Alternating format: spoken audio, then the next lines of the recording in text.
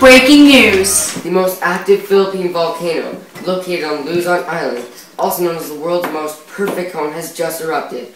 More than 30,000 people have been evacuated as it was set as a level 3 out of 5 alert. The volcano is showing signs of increased activity, including an increase in volcanic earthquakes, strong crater glow, and lava flows. During the past 24 hours, quiet extrusion of lava and incandescent lava fragments rolled down Bonga Valley with light ashfall. Looks like there's going to be a big eruption. Who knows? It could end up just as bad as the eruption in 1814, which was the most destructive historical eruption at the volcano. The 6-hour eruption killed 1,200 people. Fatalities were caused by pyroclastic density currents, lahars, and fires set alight by hot tephra.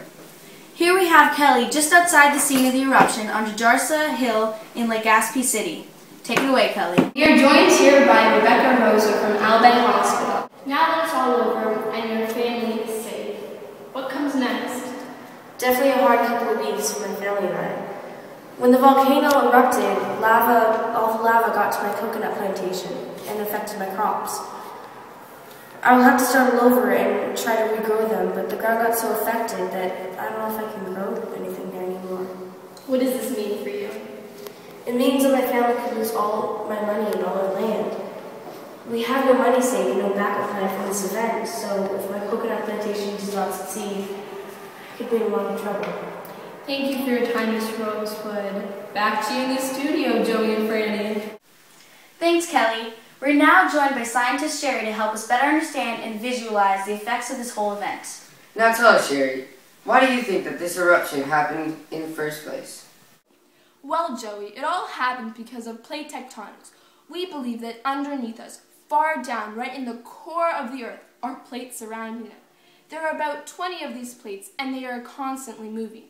Underneath them is magma, and/or the core of the Earth. Every time a plate shifts or collides with another plate, this results in earthquakes, tsunamis, many other interesting features in the Earth, and of course, volcanoes and volcanic eruptions. As the stratovolcano is located on the Philippine plate, bordering the Pacific plate, whenever a plate shifts onto another one, a volcano may form and/or the core of magma may be exposed. And bam! There you have it, a volcanic eruption in the Philippines. Wow. And how often do these plates move? Do these eruptions... Well, the timing and the movement of these plates remains a mystery to all of us, and we can never monitor or expect these plates to move and for the volcano to erupt. All I know is that Mount Mayon is situated in the Pacific Ring of Fire, an arc bordering the Pacific plates, and is composed of over 75% of the world's most active and dormant volcanoes. Its eruptions may not be regular since we haven't had one since last year, but compared to most other volcanoes in the world, it is certainly one of the most active volcanoes.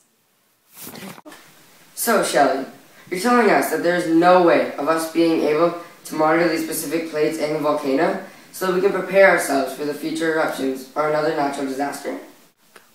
Well, yes and no. We are not able to monitor the movement of the Earth's plates, which is an ongoing issue that we are trying to resolve. However, we are able to vaguely monitor the volcano itself. In fact, Mount Mayon is regularly monitored by physics from their provincial headquarters on Lignon Hill, which is only 10 meters away from the mountain summit. We have 3 telemetric units that are installed in the volcano's slope. They are responsible for sending information to 7 different quarters in different locations around the volcano, which then send information to Lignon Hill Observatory, as well as Physics Central Quarters in UP Diliman campus. Furthermore, to monitor this volcano's daily activity, Physics deploy electronic distance meters, precise leveling benchmarks, and portable flying spectrometers.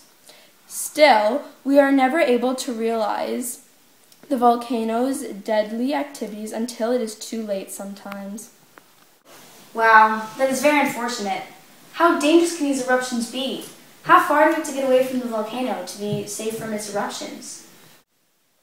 So many questions and so many answers. Well, every eruption and their dangers are different, but here are some facts that make Mount Mayon, well, different. The summit crater of the mountain is 200 meters wide. That's an equivalent to 2 soccer fields. This means that a lot of lava can escape from the mountain at once, which can be very dangerous. There is, however, a 6-kilometer danger zone around the volcano. That's almost from here, West Mount, all the way to Finch Station. Clearly, Mount Mayon can put a lot of its land in danger.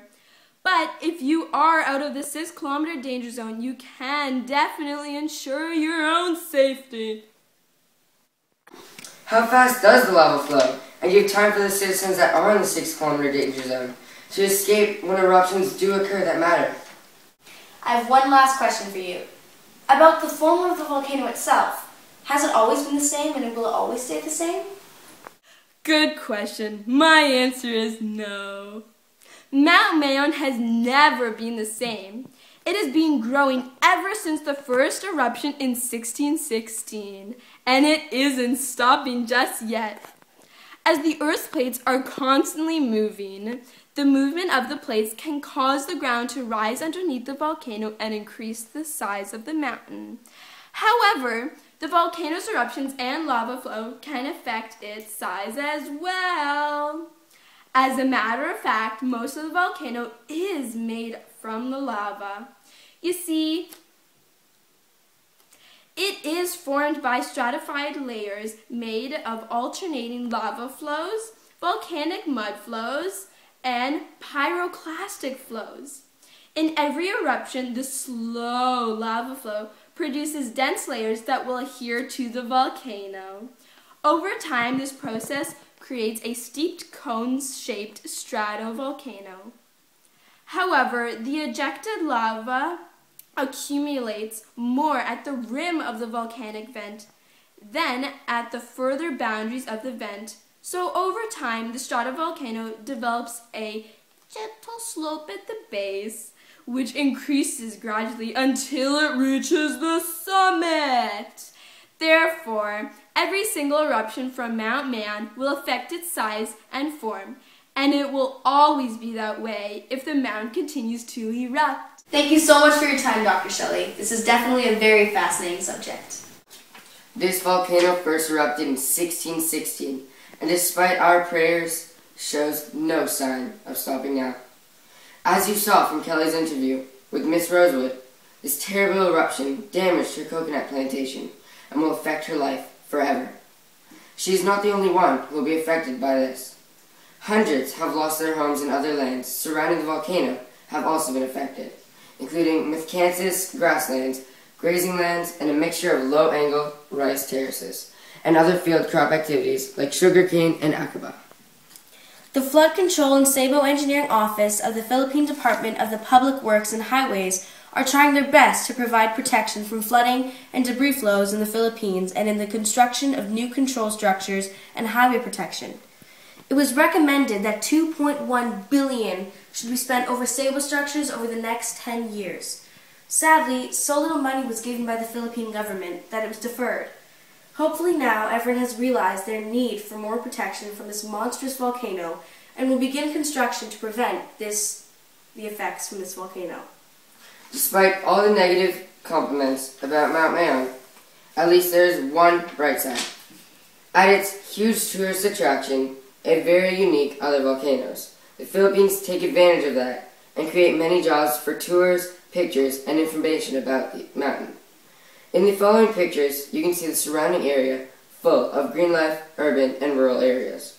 Without this volcano, many people could be out of work, so at least one positive. However, we must decide whether the negatives are more effective than the positives, or vice versa. For more information on Mount Mayon from Shelley, go to www.shelleyscience.com. It is all scientifically based.